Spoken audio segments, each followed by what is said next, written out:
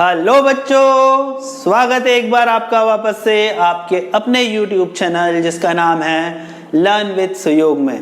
और दोस्तों आज हम तीसरा लेक्चर की तरफ बढ़ रहे हैं परम्यूटेशन एंड कॉम्बिनेशन के, जिसमें हम अलग अलग तरह के सिर्फ प्रॉब्लम्स करेंगे। हमने पहले लेक्चर में फंडामेंटल प्रिंसिपल ऑफ मल्टीप्लिकेशन और एडिशन के बारे में पढ़ा। दूसरे लेक्चर में हमने थोड़ा सा परम्यूटेशन का बेसिक्स देखा, फैक्टोरियल नोटेशन देखा, और आज हम वर्ड प्रॉब्लम्स की प्रैक्टिस करके इस कंसेप्ट को और मजबूत बनाने की कोशिश करेंगे।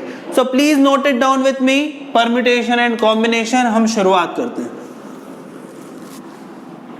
परम्यूटेशन एंड कॉम्बिनेशन की शुरुआत कर रहे हैं दोस्तों, और मैं शुरुआत कर रहा हूं आपकी सीधे वर्ड प्रॉब्लम से। सो ये रहा हमारा आज का पहला क्वेश्चन। सिंपल से दे रखा है 8 athletes are participating in a race, in how many ways can the first 3 prize be won by them. 8 athlete से भाई उन्होंने रेस में पार्टिसिपेट किया है, कितने तरीके से शुरू के 3 प्राइज जो है वो जीते जा सकते हैं। तो बड़ा आसान है, ये मेरी फर्स्ट पोजीशन, ये मेरी सेकंड पोजीशन, ये मेरी थर्ड पोजीशन। फर्स्ट पोजीशन आने के लिए 8 चॉइसेस है, सेकंड पोजीशन के लिए 7 पॉसिबिलिटीज, और थर्ड के लिए 6। तो 8 into 7 into 6 will be my answer, that is 56 into 6, and which is equal to 336. So please note it down. After that we'll move towards next question. ऐसे ही छोटे छोटे क्वेश्चन से हम बड़े बड़े भारी क्वेश्चंस करने की कोशिश करेंगे। और एक बात ध्यान रखो, हमने लास्ट क्लास में परम्यूटेशन ऑफ अलाइक ऑब्जेक्ट्स भी पढ़ा था, हम उसकी भी एप्लीकेशन आज देखने वाले हैं। So please note it down.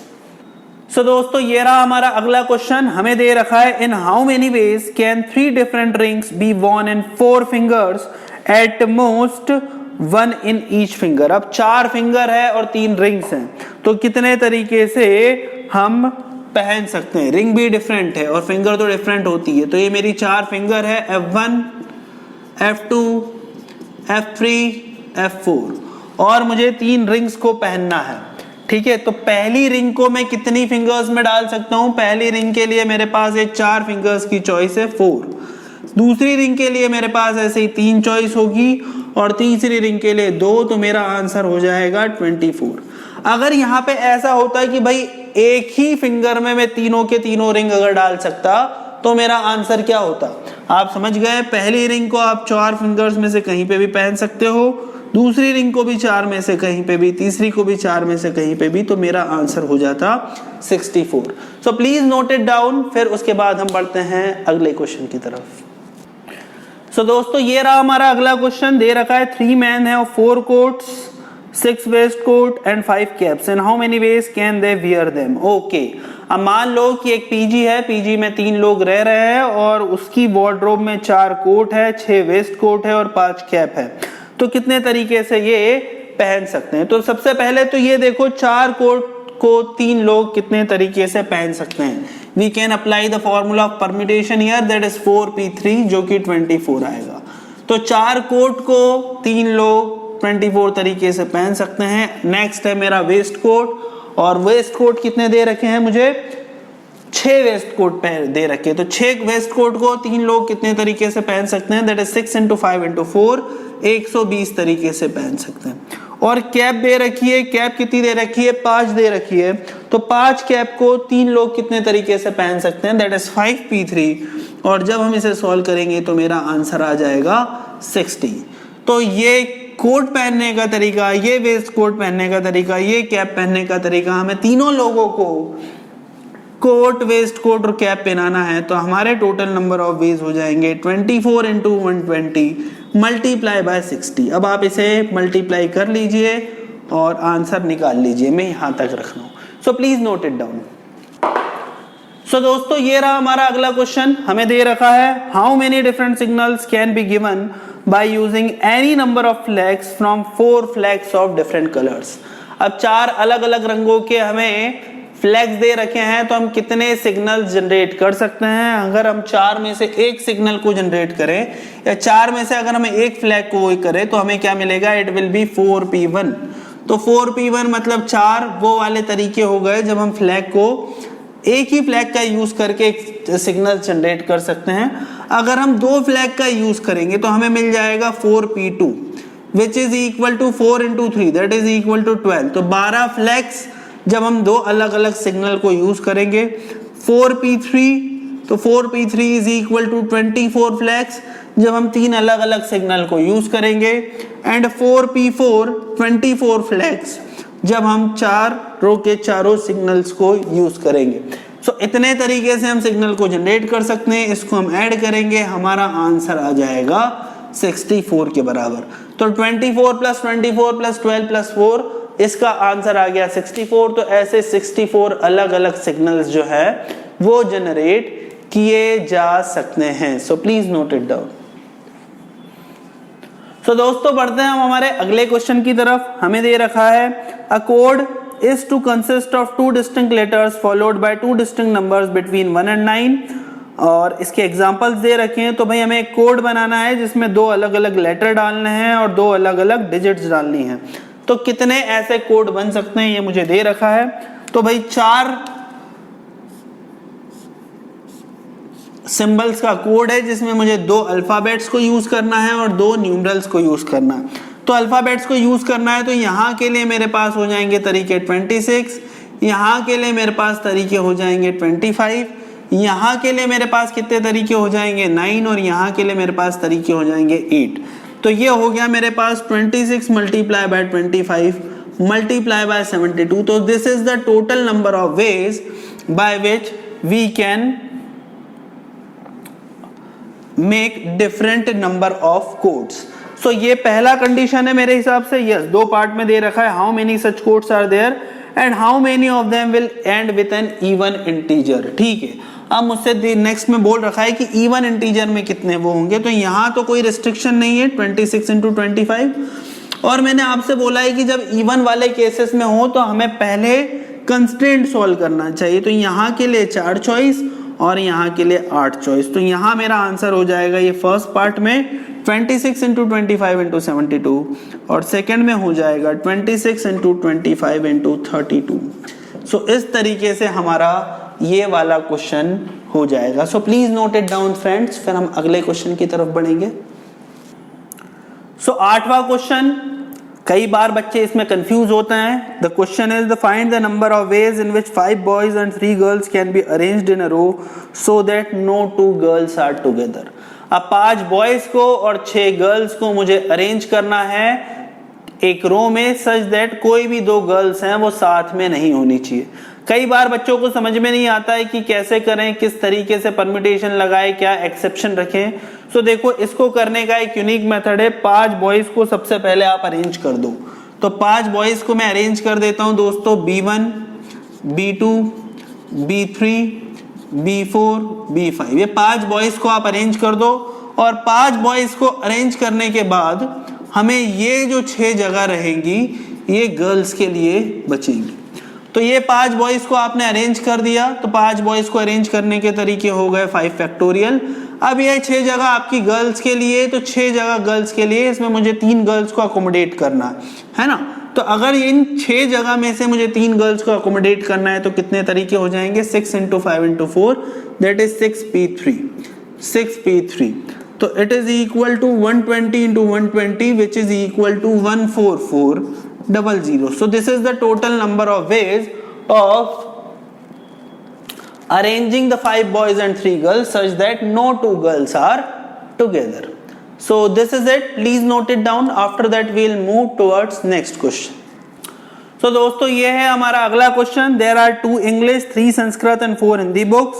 In how many ways can they be arranged on a shelf as to keep all the books of the same language together? अब भाई 2 हमारे पास अंग्रेजी की, 3 संस्कृत की और 4 हिंदी की बुक है।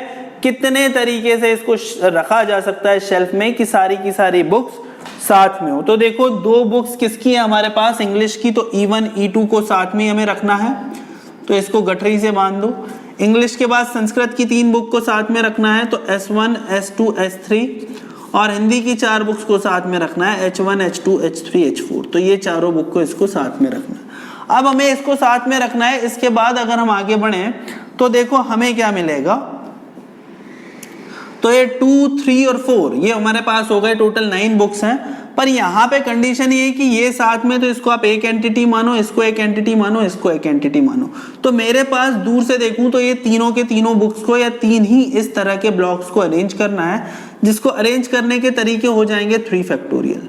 अब यहाँ पे E1 E2 को 2 फैक्टोरियल के तरीके से अरेंज किया जा सकता है, संस्कृत की 3 बुक को 3 फैक्टोरियल के तरीके से अरेंज किया जा सकता है, और हिंदी की 4 बुक को 4 फैक्टोरियल के तरीके से अरेंज किया जा सकता है। तो ये हो जाएगा 3 factorial into 2 that is equal to 12 into 6 multiply by 24। तो 12 इंटू 6 क्या हो गया, 72 मल्टीप्लाई बाय 24। ये मेरा आंसर आ गया किसका, this is what my answer will be. So this is what my answer is. So जो क्वेश्चन दे रखा है उस हिसाब से, मेरे हिसाब से जो आंसर होना चाहिए, यस यही होना चाहिए। इसको आप सॉल्व करोगे तो 1728 आएगा।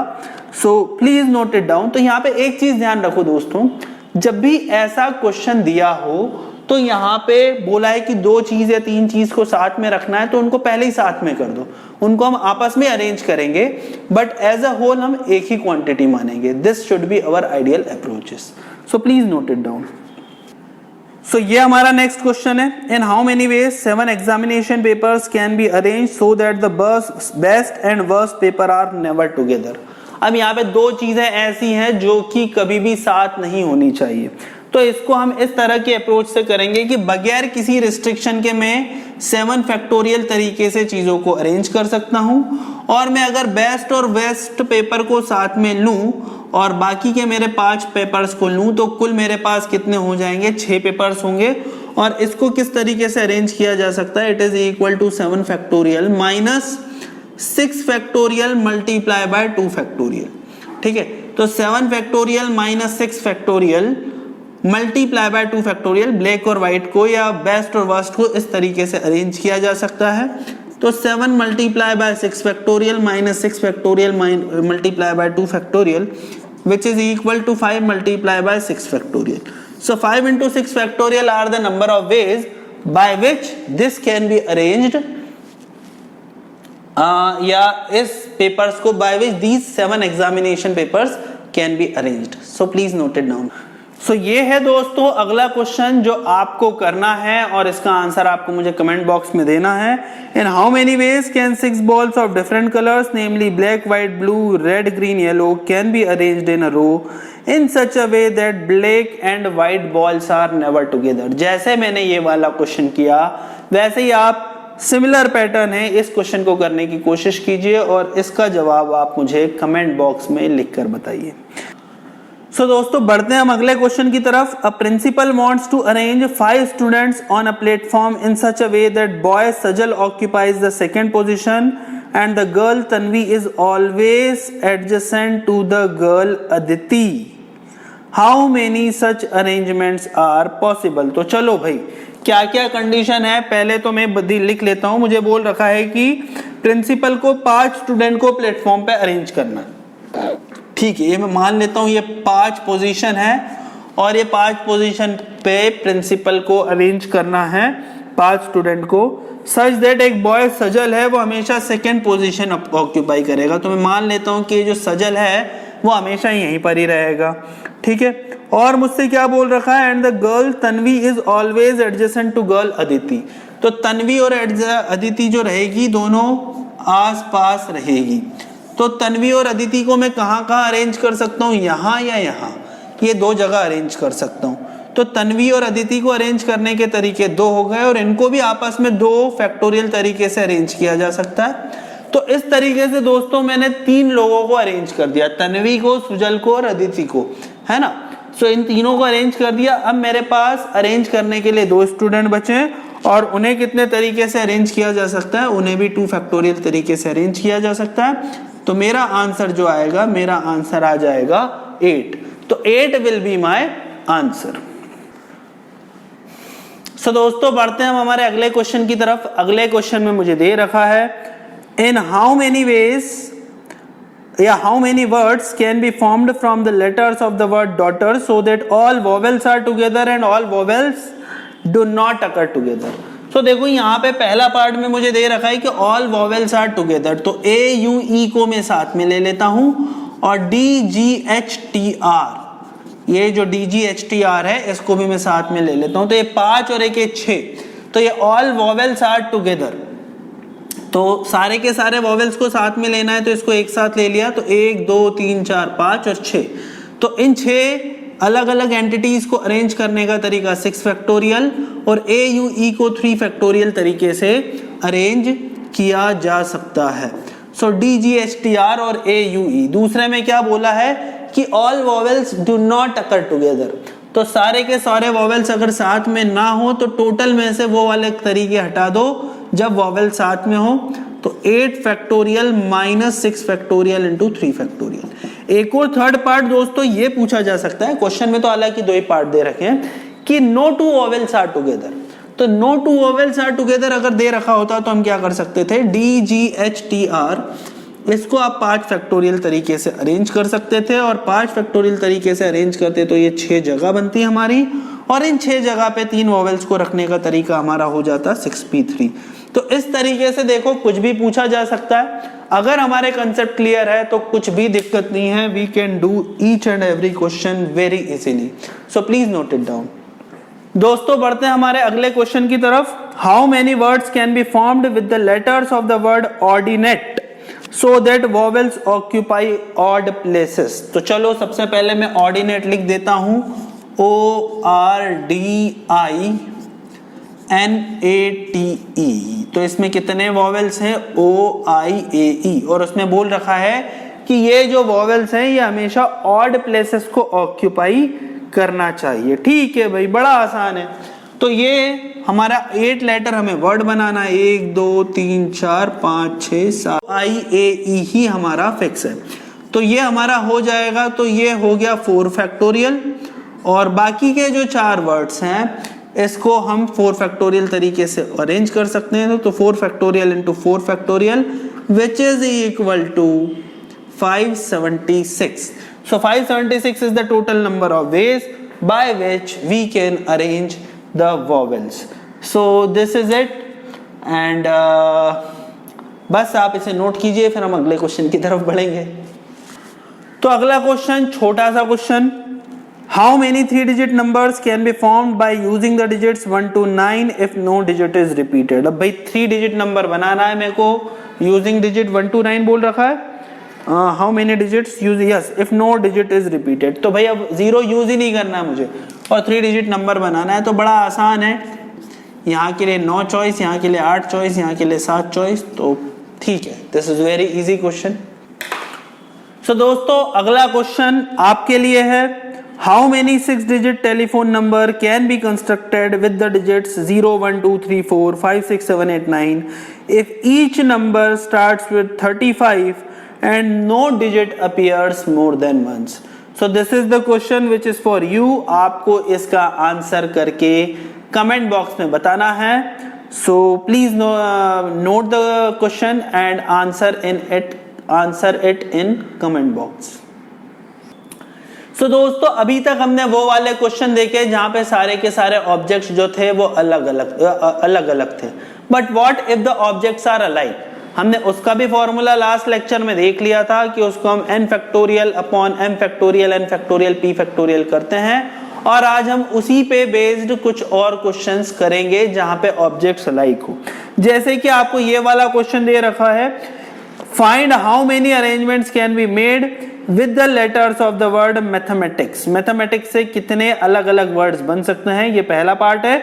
दूसरे पार्ट में पूछा है and how many of them are vowels together, इसमें से कितने ऐसे होंगे जिसमें vowels together होंगे। तो ठीक है भाई, मैथमेटिक्स के हम जरा नंबर ऑफ लेटर्स बना लेते हैं, देखते हैं क्या आंसर आता है। Mathematics MATHMATICS।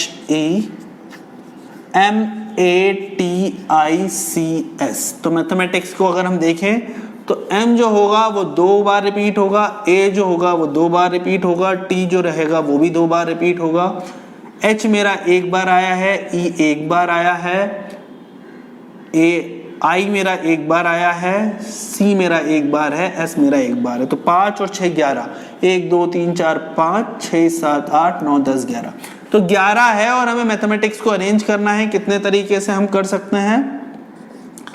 So it will B 11 factorial upon 2 factorial multiply by 2 factorial multiply by 2 factorial. तो 11 factorial upon 2 factorial into 2 factorial into 2 factorial, इतने तरीके से हम मैथमेटिक्स को अरेंज कर सकते हैं। सेकंड पूछा है कि उसमें से वॉवेल्स कितने में 7 होंगे, तो वॉवेल्स को अगर हमें 7 रखना है तो भाई सारे वॉवेल्स को 7 रख लेते हैं। ये 4 वॉवेल्स मेरे साथ में हैं, अगर मैं इन चारों को साथ में रखूं तो 1 2 3 2 5 6 7 8 अलग अलग एंटिटीज को मुझे अरेंज करना है। तो 8 अलग अलग एंटिटीज को अरेंज किया जा सकता है 8 factorial upon 2 factorial into 2 factorial ways में, और बाकी के 4 वॉवेल्स को अरेंज किया जा सकता है 4 factorial upon 2 factorial into 1 ways. So this is what our answer will be. So अगर मुझे ये बोल रखा है कि in how many of the cases vowels are together, तो this should be my answer. 8 बचे हुए जो 8 अलग अलग लेटर्स हैं वॉवेल्स के अलावा, उनको हमने 8 factorial into 2 factorial into 2 factorial ways में अरेंज कर दिया, और वॉवेल्स को अलग से 4 फैक्टोरियल 2 2 4 यस वॉवेल्स को अलग से 4 फैक्टोरियल बाय 2 फैक्टोरियल वेज में अरेंज कर दिया। So this is what my answer will be, please note it down. So दोस्तों बढ़ते हैं हम हमारे अगले क्वेश्चन की तरफ। अगले क्वेश्चन में हमें दे रखा है find the number of arrangements of the letter of the word independence. ये आप खुद से कर सकते हो। सेकेंड पार्ट में मुझे बोल रखा है ना हाउ ऑफ दीज अरेंजमेंट्स, अच्छा ठीक है पार्ट्स में दे रखा है, तो चलो मैं करता हूं। पहला पार्ट दे रखा है find the number of arrangements of the word letters of the word independence. तो चलो पहले तो इंडिपेंडेंस में देख लेते हैं कि कितने वर्ड्स बनेंगे। Independence, okay this is what my independence है। सो चलो आई कितनी बार रिपीट हो रहा है, आई मेरा एक बार रिपीट हो रहा है। एन कितनी बार रिपीट हो रहा है, 1 2 3 बार रिपीट हो रहा है। एन मेरा 3 बार रिपीट हो रहा है। डी कितनी बार रिपीट हो रहा है, डी 2 बार रिपीट हो रहा है। ई मेरा 3 बार रिपीट हो रहा है, सॉरी 4 बार रिपीट हो रहा है ना। पी मेरा कितनी बार रिपीट हो रहा है, पी एक ही बार रिपीट हो रहा है इंडिपेंडेंस, और सी मेरा 1 बार रिपीट हो रहा है। इस तरह से हम देखें 1 और 1 2 और 3 5 2 7 4 11 और 1 12, तो टोटल 12 लेटर का वर्ड है इंडिपेंडेंस, जिसमें ई की अकरेंस 4 बार है, डी की 2 बार है, एन की 3 बार है, और आई सी और पी की 1 बार है। तो इसको हम देखो कितने तरीके से अरेंज कर सकते हैं। It is equal to my 12 factorial upon 4 factorial multiply by 3 factorial multiply by 2 factorial. So this is what my arrangement is and this is what my type of arrangement is. तो इतने तरीके से independence को arrange किया जा सकता है। अब सेकेंड पार्ट पे आता हूं दोस्तों। सेकेंड पार्ट पे भी 4 पार्ट दे रखे हैं, तो एक एक करके सारे पार्ट करते हैं। पहले में दे रखा है how many of the arrangements word start with P. तो ठीक है, मैं पी फिक्स को अगर फिक्स कर दूं, तो पी को अगर मैं फिक्स करूं तो बाकी मेरे पास 11 वर्ड्स हैं, और 11 वर्ड्स को कितने तरीके से अरेंज किया जा सकता है। अगर हमने पी को फिक्स कर दिया तो फर्स्ट में 11 factorial 11 factorial upon 4 factorial multiply by 3 factorial multiply by 2 factorial, इतने तरीके से मैं पी को स्टार्ट करके अरेंज कर सकता हूं। Do all the vowels occur together. तो ठीक है, वोवेल्स कितने हैं, 1 आई है 4 ई है, तो 5 एंटिटीज को मैंने एक जैसा ले लिया, 6 7 8 9 10 11 12, तो ये पांचों को मैंने क्लब किया है, तो 1 2 3 4 5 6 7 और 8 एंटिटीज बनेगी, और इन 8 एंटिटीज को हम अरेंज कर सकते हैं 8 factorial upon 3 factorial multiply by 2 factorial से, और बचे हुए जो 5 वॉवेल्स हैं इनको कितने तरीके से अरेंज किया जा सकता है, multiply by 5 factorial by 4 factorial. तो इतने तरीके से इसे अरेंज किया जा सकता है। So all the words occur together. अब थर्ड पार्ट की तरफ आते हैं। Do the vowels never occur together. Vowels साथ में ना आए उसके कितने तरीके होंगे। वॉवेल्स साथ में ना आए उसके तरीके में भाई सीधी सी बात है, टोटल में से जब वॉवेल साथ में आ रहे हैं उसे हटा दो। इसमें बोला है कि all the vowels never occur together. देखो इसमें 2 तरह के क्वेश्चंस बन सकते हैं कि सारे के सारे वॉवेल साथ में नहीं आने चाहिए या कोई भी दो वॉवेल साथ में नहीं आने चाहिए। तो मैं दोनों को आपको करके बता देता हूं, है ना। सो दोनों का तो नहीं कर पाएंगे, एक हम थोड़ा सा कॉम्बिनेशन करने के बाद कर पाएंगे। तो हम ये वाला मान के करें कि कोई भी कभी भी सारे के सारे वॉवेल साथ में ना हो, तो उसकी कंडीशन होगी दोस्तों 12 factorial upon 4 factorial multiply by 3 factorial multiply by 2 factorial. उसमें से हम ये वाले केसेस को माइनस कर देंगे, that is 8 factorial by 5 factorial upon 3 factorial into 2 factorial into 4 factorial. So हमने इतने तरीके से इस चीज को माइनस कर दिया, ठीक है। उसके बाद अगर हम आगे बढ़े, do the words begin with I and and with P. तो ऐसे कितने वर्ड्स होंगे जो आई से शुरू होंगे और पी पे खत्म होंगे। तो ठीक है, आई से शुरुआत करता हूं मैं और पी पे मैं खत्म कर देता हूं। तो 1 2 3 4 5 6 7 8 9 10, बीच में 10 जगह है। 10 जगह पे मेरे को कितने चीजों को एंटर करना है, इन 10 लेटर्स को अरेंज करना है। तो उसके तरीके होंगे 10 factorial upon 3 factorial into 2 factorial into 4 factorial. तो इतने तरीके से सारी की सारी चीजों को अरेंज किया जा सकता है। So please note it down, after that we will move towards next question. बढ़ते हैं दोस्तों हमारे अगले क्वेश्चन की तरफ। अगले क्वेश्चन में मुझे दे रखा है, how many different words can be formed by using all letters of the word Allahabad, in how many of them both L do not come together, the vowel occupies even position. ये दो parts दे रखे हैं। तो सबसे पहले मैं first part ही करता हूं, इलाहाबाद। सो लिख देते हैं इलाहाबाद, ALLAHABAD। तो ए यहाँ का अकरेंस है यहाँ पे 3 टाइम्स, एल का अकरेंस है, सॉरी ए का अकरेंस 4 टाइम्स है। ये देखो, इसको काटने में अच्छा ये हो जाता है कि हमारी गलतियां नहीं होती है। एल का अकरेंस 2 टाइम्स है, एच का 1 टाइम, बी का 1 टाइम और डी का 1 टाइम। सो एक बार मैं गिन लेता हूँ, 1 2 3 4 5 6 7 8 9, यस। और इलाहाबाद को फिर इसी तरीके से अरेंज किया जा सकता है, 9 factorial upon 5, 4 factorial into 2 factorial और 1 1 1 फैक्टोरियल बेस से। तो ये पहला पार्ट हो गया दोस्तों। दूसरे पार्ट में बोला है कि दोनों एल साथ में ना आए, तो दोनों एल को साथ में ले लो। तो second is total cases minus वो वाले केसेस जिसमें दोनों एल को मैंने साथ में ले लिया। दोनों एल को मैंने साथ में ले लिया तो 4 5 6 7 8, उसे अरेंज किया जा सकता है 8 फैक्टोरियल बाय 4 फैक्टोरियल बेस। सो ये हमारा आंसर आ जाएगा, क्योंकि एल को फिर आप अगर आपस में अरेंज भी करोगे तो उसको आपको डिवाइड करना पड़ेगा, because they are the same entity. और थर्ड पार्ट में क्या दे रखा है दोस्तों, the vowel occupies even position. ठीक है, कितने वॉवेल है? वॉवेल है मेरे पास,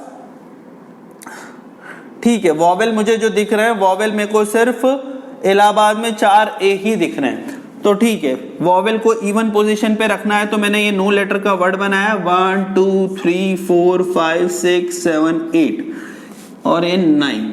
और यहाँ पे ये जो 4 इवन पोजीशन है, यहाँ पे तो हमें भाई एक ही चीज है कि ए ही आना चाहिए।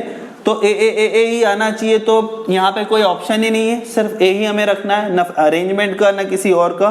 बची हुई 5 जगह है, 5 जगह में 2 एल है, एक एच है, एक बी है, एक डी है। तो कितने तरीके से हम अरेंज कर सकते हैं? तो इसे अरेंज किया जा सकता है 5 फैक्टोरियल बाय 2 फैक्टोरियल वेज से। तो जब हम इसे सॉल्व करने की कोशिश करेंगे दोस्तों, तो थर्ड में हमारा आंसर जो आ जाएगा वो simply 5 factorial by 2 factorial, that is 60 आ जाएगा। सो ये हमारा तीसरा वाला पार्ट हो गया। बस यही दे रखा है क्वेश्चन। सो हम देख सकते हैं कि कितना आसान है। So please note it down. उसके बाद हम बढ़ेंगे अगले क्वेश्चन की तरफ। अगले क्वेश्चन की तरफ दोस्तों बढ़ते हैं। इन how many of the distinct permutation of the letters in Mississippi do the 4 eyes not come together. अब चारों के चारों आईज हमें साथ में नहीं चाहिए। तो पहले तो मैं मिसिसिपी लिख देता हूं। Mississippi is a state in USA. For information, Mississippi so ये मिसिसिपी मैंने लिख दिया, MISSI तो M जो है, M हमारा एक सिंगल हो गया। I कितना हो गया? 1 2 3 4। I की अकरेंस 4 टाइम हो गई। S की अकरेंस हो गई मेरी 4 टाइम्स। और P की अकरेंस मेरी हो गई 2 टाइम्स। तो MISSI तो मिसिसिपी, तो मिसिसिपी में मेरे को क्या बोल रखा है कि चारों आइस को साथ में नहीं लेना है। मैं चारों आइस को साथ में ले लेता हूँ, बगैर किसी रिस्ट्रिक्शन के कितने अरेंजमेंट हो जाएंगे, it will B 11 factorial by 4 factorial multiply bye 4 factorial by 2 factorial, और चारों आइस को अगर मैं साथ में लूंगा तो 1 4 5 2 7 और एक 8 को मैं अरेंज कर सकता हूँ 8 factorial by 4 factorial multiply by 2 factorial. So बस ये मेरा आंसर आ जाएगा।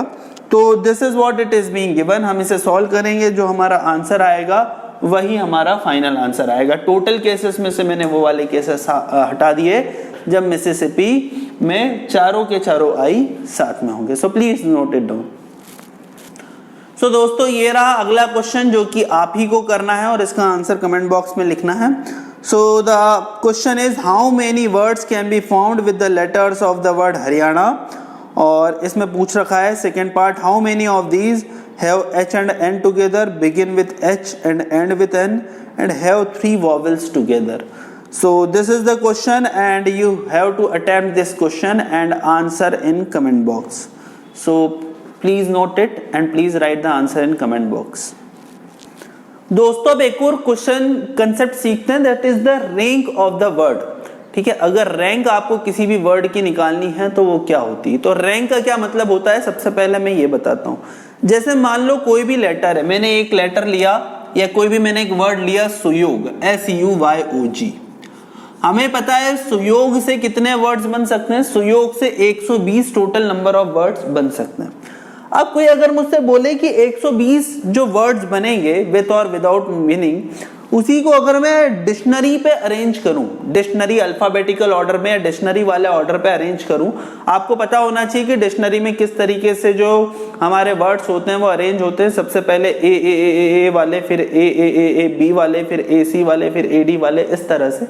तो अगर इस तरीके से सुयोग से बनने वाले सारे के सारे लेटर्स को अरेंज किया जाए तो सुयोग जो रहेगा वर्ड वो कौन से लेटर पे आएगा या कौन सी पोजीशन पे आएगा, ये मुझसे पूछा गया है। तो देखो हम इसे किस तरह से निकालते हैं। सबसे पहला स्टेप इसमें ये होता है कि जो भी आपके लेटर्स हैं उसको आप अरेंज कर दो अल्फाबेटिकल ऑर्डर में। अगर हम उसे अल्फाबेटिकल ऑर्डर में अरेंज करेंगे तो देखो क्या होगा, ABCDEFG, तो G सबसे पहले आएगा, HIJKLMNO O आएगा, फिर PQRST S, फिर TUVWXYZ। सो ये मेरे ऑर्डर होगा या ये मेरा ऑर्डर होगा अगर मैं इसको अरेंज करता हूं। मतलब अगर मैं अल्फाबेटिकल ऑर्डर में भी लिखूं तो पहला वर्ड ये आएगा GOSUY। अब मेरे को सुयोग की रैंक निकालनी, तो देखो मैं सुयोग की रैंक किस तरीके से निकाल सकता हूं। G से शुरुआत करने वाले जो वर्ड्स बनेंगे वो 4 फैक्टोरियल वर्ड्स बनेंगे 24, उसको मैंने ऐसे बाईपास कर दिया क्योंकि मेरे को तो S तक जाना है, SUYOG तक जाना है। फिर O से शुरुआत होने वाले वर्ड्स भी मेरे 24 बनेंगे, उससे भी मैं बाईपास कर दूंगा। फिर S और S के बाद मेरे पास आएगा G, S और G मेरे पास आएगा, तो मेरे पास उससे शुरुआत होने वाले वर्ड्स कितने बनेंगे, 6 बनेंगे। तो SG मुझे नहीं चाहिए, तो G में SG नहीं चाहिए, तो SO से शुरुआत होने वाले वर्ड्स कितने होंगे मेरे, 6 होंगे। फिर SO के बाद मेरा हो जाएगा SUG, SUG से शुरुआत होने वाले वर्ड्स मेरे कितने हो जाएंगे, 2 हो जाएंगे। और फिर हमारे पास हो जाएंगे SUG के बाद बचेगा SUO से भी जो शुरुआत होने वाले वर्ड्स होंगे वो भी 2 हो जाएंगे। और फिर SU आएगा हमारे पास लास्ट में Y, और फिर Y के बाद आएगा GO और फिर आएगा SUYOG। तो इस तरीके से जब मैंने यहाँ पे क्या किया है, सबसे पहले तो आप ये समझो कि मैंने यहाँ पे क्या किया है। मैंने कुछ भी नहीं किया है, रैंक जो है वर्ड्स की वो निकाल ली है। इसको आप YouTube पे देखोगे, आप कहीं पे भी देखोगे तो आपको 10 अलग अलग तरीके मिल जाएंगे, पर मैं जस्ट स्कैन कर रहा हूँ। मैंने G को स्कैन किया, G से शुरू होने वाले 24 वर्ड्स होते हैं उसे आगे निकाल दिया, ओ से शुरू होने वाले और 24 वर्ड्स होते हैं उसे आगे निकाल दिया। फिर एस के बाद मैंने और अंदर डीप में जाना शुरू किया। जी में कुछ चाहिए था, एस जी से शुरू होने वाले वर्ड्स को निकाल दिया। फिर एस ओ से शुरू होने वाले वर्ड्स को निकाल दिया। फिर एस यू जी से शुरू होने वाले वर्ड्स को निकाल दिया। इस तरीके से मैं स्कैन करते करते एस यू वाई ओ जी तक पहुंचा और इसमें मेरी रैंक जो मेरे को निकल के आ रही है that is 60 + 6 that is 66th rank निकल के आ रही है। मतलब 120 लेटर्स जो है उसमें 66th रैंक मेरी इसकी रहेगी। ठीक है, अब मैं आगे बढ़ता हूं। अगर मैं आगे बढ़ूं तो सचिन, जैसे मान लो मुझे एक और वर्ड दे रखा है सचिन, तो सचिन की रैंक क्या निकलेगी? तो सचिन 6 लेटर्स का वर्ड है दोस्तों, इसके टोटल 720 पॉसिबल आउटकम्स है। तो सचिन को पहले तो मैं ऐसा करता हूं, अरेंज कर देता हूं अल्फाबेटिकल ऑर्डर में। तो ACHIN और S इस तरीके से मैंने अरेंज कर दिया, है ना। और फिर बस अब इसको स्क्रॉल करना हम शुरू कर देते हैं। तो पहले मैं देखूंगा A से शुरू होने वाले लेटर्स कितने बनेंगे, 1 2 3 4 5, इट इज इक्वल टू 120। फिर C से शुरू होने वाले वर्ड्स जो बनेंगे वो भी 120। H से शुरू होने वाले जो वर्ड्स बनेंगे it is equal to 120। I से शुरू होने वाले जो वर्ड्स होंगे वो भी 120 होंगे। N से शुरू होने वाले वर्ड्स भी जो होंगे वो भी 120 होंगे।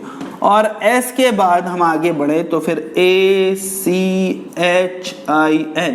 तो सचिन, तो A वाला जो वर्ड रहेगा it is only the single one. हम जब इसको सॉल्व करेंगे तो what will get 600 first rank, है ना।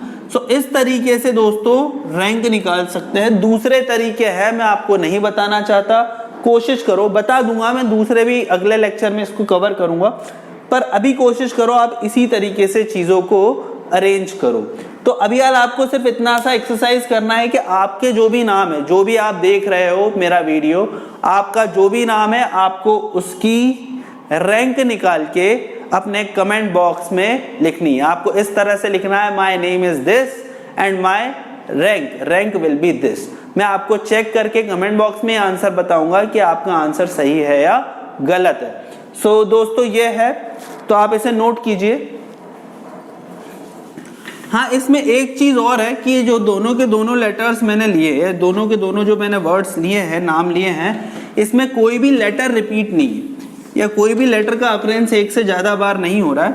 तो मैं एक उसका भी एग्जाम्पल दे देता हूं जब मेरे लेटर्स जो रहेंगे वो रिपीट होंगे। तो जैसे मान लो मुझे एक और लेटर दे रखा है से नमन, और मुझसे बोला है कि नमन की आप रैंक निकालो। तो सबसे पहले तो ये देखो कि नमन से कितने वर्ड्स बनेंगे। तो नमन से 2 N है, 2 A है और 1 M है। तो total number of words will be formed is 5 factorial upon 2 factorial multiply by 2 factorial. तो 120/4 that is 30। 30 total possible words बनाए जा सकते हैं नमन से। और हम अरेंज कर लेते हैं चीजों को दोस्तों। तो अगर हम अरेंज करेंगे तो A M और N, ठीक है, या AAMNN, इस तरीके से आप मान लो। तो A से शुरुआत होने वाले वर्ड्स कितने होंगे? A से शुरुआत होने वाले वर्ड्स होंगे 1 2 3 4 4 फैक्टोरियल बाय 2 फैक्टोरियल, है ना। तो 4 factorial by 2 factorial will be the total number of words which will start from A, और वो हमें नहीं चाहिए, तो ये 12 वर्ड्स हो गए। उसके बाद M से शुरुआत होने वाले वर्ड्स कितने रहेंगे? M से शुरुआत होने वाले वर्ड्स रहेंगे 4 factorial upon 2 factorial into 2 factorial. क्योंकि 2 A है 2 N है तो इसको 24/4 दैट इज 6 तरीके से अरेंज किया जा सकता है। उसके बाद हम आगे बढ़ते हैं N, हाँ हमें N चाहिए। उसके बाद अगला वर्ड आएगा A, हाँ मुझे A भी चाहिए। फिर आएगा A, वो नहीं चाहिए। फिर बाद में कौन से वर्ड्स बचेंगे? MN, उसको 2 तरीके से अरेंज किया जा सकता है। फिर मेरे पास आएगा NA और उसके बाद अगला ऑब्वियस वर्ड जो आएगा वो आएगा MAN। तो ये मेरा एक, तो मैंने इसको इसके अक्रॉस स्कैन किया तो मेरी रैंक जो आ गई वो 21st आ गई। तो देखो नाम में लेटर्स का अकरेंस हो या ना हो, हम इस तरीके से बड़ी आसानी से रैंक निकाल सकते हैं हमारे वर्ड की। सो आप इसे नोट कीजिए दोस्तों, फिर मैं आपको एक क्वेश्चन और करके बताऊंगा। सो दोस्तों ये दे रखा है मुझे अगला question, find the number of words which can be made using all the letters of the word again और बोल रखा है कि इसी अगेन को अगर मैं डिक्शनरी के ऑर्डर में लिखूंगा तो 50th वर्ड कौन सा होगा। बिल्कुल ऐसा क्वेश्चन भी आ सकता है। तो AGAIN अगेन की हम अगर रैंक निकाले तो देखो क्या आएगी, AGAIN, ठीक है। तो अगेन को अगर मैं सबसे पहले अल्फाबेटिकल ऑर्डर में अरेंज करूं तो ये हो जाएगा मेरा AAGHI, तो GIN, AAGIN हो जाएगा। तो ए से शुरुआत होने वाले वर्ड्स कितने हो जाएंगे, इट विल बी 24, है ना। सो ए और ए नहीं, ए से शुरुआत होने वाले वर्ड्स को मेरे को स्कैन नहीं करना है, मुझे तो ए से शुरुआत होने वाला वर्ड चाहिए। तो ए से शुरुआत होने वाले वर्ड्स कितने हो जाएंगे, it will be equal to my 6, है ना। और उसके बाद फिर मेरा क्या आएगा, ऑब्वियसली ए आएगा, फिर जी आएगा, और जी के बाद फिर ए आएगा, और फिर वापस आई आएगा, और फिर एन आएगा। सो मेरे ख्याल से 7th रैंक आनी चाहिए इसकी। तो 60th वर्ड में अगेन की जो रैंक होगी वो होगी दोस्तों 7th, है ना। सो अगेन की जो रैंक होगी इसमें जो होगी, it will B 7th rank, है ना। सो 7th रैंक होनी चाहिए मेरे हिसाब से। अब इसमें पूछा हुआ है कि which will be my 50th word in the arrangement. तो अगर कोई मेरे से बोले कि इसको आप अरेंज करोगे, तो पहले तो देखो कितने अरेंजमेंट हो सकते हैं, 5 फैक्टोरियल बाय 2 फैक्टोरियल अरेंजमेंट हो सकते हैं। और मुझसे 50th वर्ड पूछा हुआ है, तो 5 factorial by 2 factorial arrangement possible है, दैट इज 60 वर्ड्स पॉसिबल है। और उसमें मुझसे 50th वर्ड पूछा हुआ है, तो आराम से निकाल सकते हैं। ए से शुरुआत होने वाले जितने भी वर्ड्स हैं, AGIN 4 फैक्टोरियल, उसको मैं आगे बढ़ा देता हूँ, 24 वर्ड्स आएंगे मेरे। ए के बाद जी से शुरुआत होने वाले वर्ड्स को भी मैं आगे बढ़ा देता हूँ, तो ये हो जाएगा 4 फैक्टोरियल बाय 2 फैक्टोरियल। तो 4 फैक्टोरियल बाय 2 फैक्टोरियल वर्ड्स कितने हो गए, it will be my 12 words, मुझे ये भी नहीं चाहिए। जी के बाद भाई हम अगर बाएं आए तो आई से शुरुआत होने वाले वर्ड्स की संख्या कितनी हो जाएगी, AAIN, तो ये मेरे पास हो जाएगा 4 फैक्टोरियल बाय 2 फैक्टोरियल, ये भी अगेन 12 वर्ड्स मेरे हो गए। AGI हो गया। फिर उसके बाद हम आते हैं एन पे। तो अगर मैं एन पे आऊं तो एन से शुरुआत होने वाले वर्ड्स मुझे चाहिए, यस। तो NA से शुरुआत होने वाले वर्ड्स जो रहेंगे AIG, तो NAA और फिर NAA अगर मैं लिख दूं तो NAAGI, ये मेरा हो जाएगा 49th वर्ड।